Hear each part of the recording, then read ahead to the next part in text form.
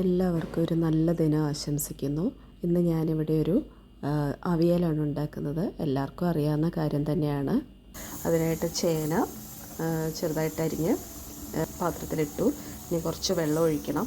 ചേന വേവാനുള്ള വെള്ളം ഞാൻ ഒഴിക്കുകയാണ്. ചില ചേന നന്നായിട്ട് വേവും, ചിലത് നന്നായിട്ട് വേവില്ല. എന്തായാലും ഞാൻ കുറച്ച് വെള്ളം ഇപ്പോൾ ഒഴിച്ചിട്ടുണ്ട്. വേവ് മതിയാവുന്നില്ലെങ്കിൽ കുറച്ചുകൂടെ ഒഴിക്കാം. ഇനി കുറച്ച് ഉപ്പിടുക. ആവശ്യത്തിന് ഉപ്പിടുന്നു. കുറച്ച് മഞ്ഞൾപ്പൊടി ഇടുകയാണ്. ഞാൻ ചേനയിലേക്ക് തന്നെ കുറച്ച് പച്ചമുളക്, അരയ്ക്കാനുള്ള പച്ചമുളക് ഇതിനകത്ത് തന്നെ ഇടുകയാണ്. കാരണം ആ പച്ചമുളക് ഒന്ന് വെന്തതിന് ശേഷമാണ് ഞാൻ അരയ്ക്കുന്നത്. അപ്പോൾ ആ പച്ച സ്വാദ് ഉണ്ടാവില്ല. അതിന് വേണ്ടിയിട്ട് ഞാനിങ്ങനെ ചെയ്യുകയാണ്.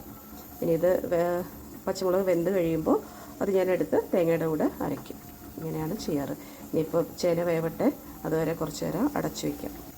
ചേനയ്ക്ക് മാത്രമേ വേവ് കൂടുതലുള്ളൂ, ബാക്കിയെല്ലാം പെട്ടെന്ന് വേവുന്നതാണ്. അതുകൊണ്ട് ഞാൻ ചേന വെന്തതിന് ശേഷമാണ് ബാക്കി കഷ്ണങ്ങളെല്ലാം ഇടാൻ പോകുന്നത്. അപ്പോൾ ഇപ്പോൾ ചേന അടച്ചു വയ്ക്കാൻ പോവുകയാണ്.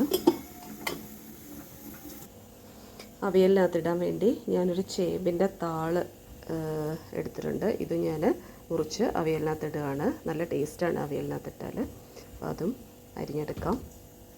പിന്നെ അതിലേക്ക് കുമ്പളങ്ങയും ക്യാരറ്റും അരിഞ്ഞു വെച്ചതാണ്, ഇത് ഇടുകയാണ്. ഇതെല്ലാം എളുപ്പം വേവുന്ന പച്ചക്കറി ആയതുകൊണ്ട് ചേന ആദ്യം വേവിച്ചതിന് ശേഷം ഇതെല്ലാം ഇട്ടാൽ മതി.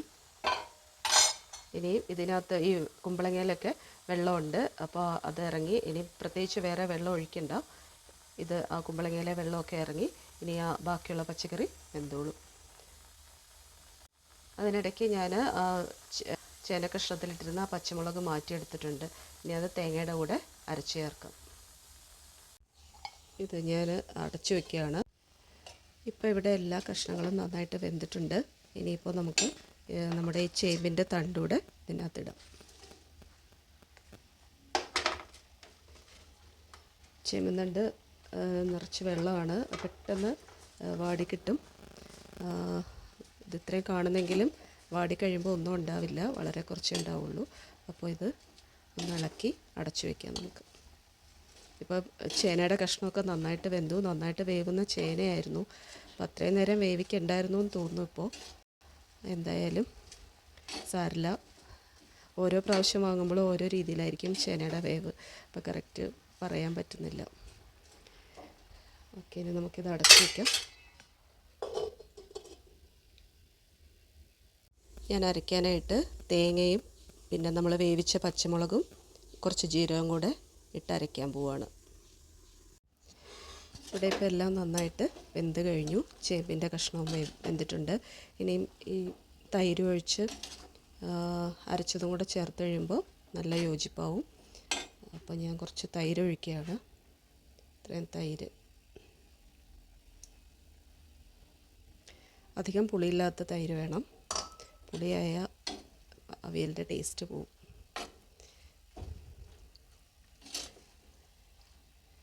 ഇപ്പോൾ തന്നെ ഞാൻ അരച്ചതും കൂടെ ചേർക്കുക. കുറച്ച് വെള്ളം ചേർത്ത് നന്നായിട്ട് അങ്ങോട്ട് അരച്ചിട്ടില്ല, എന്നാൽ തോരനെക്കാട്ടിലും കുറച്ചുകൂടെ അരച്ചിട്ടുണ്ട്. പേസ്റ്റ് പോലെ അരച്ചിട്ടില്ല. അപ്പോൾ അതൊഴിക്കുകയാണ്.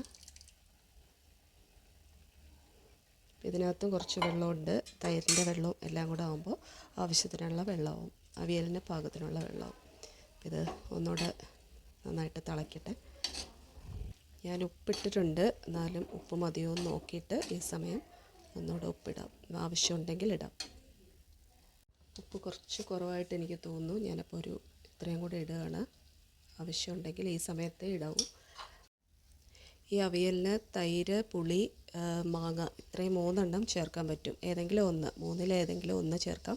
പക്ഷേ എനിക്ക് ഏറ്റവും ടേസ്റ്റായിട്ട് തോന്നിയിരിക്കുന്ന മാങ്ങ അരച്ച് ചേർക്കുമ്പോഴാണ്. അപ്പോൾ ഇതിപ്പോൾ തിളച്ചിട്ടുണ്ട്. 2 മിനിറ്റും കൂടെ തിളക്കട്ടെ.